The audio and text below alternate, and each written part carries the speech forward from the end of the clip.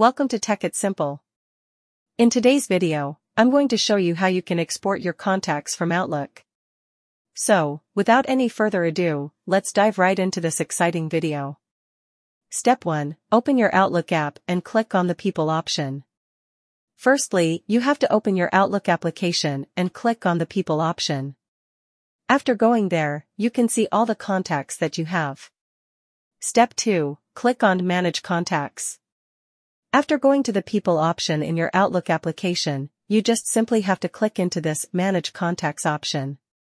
Now, you can see Export and Import Contacts. You just simply have to click into the Export Contacts option. Step 3. Select the right directory and export the contacts.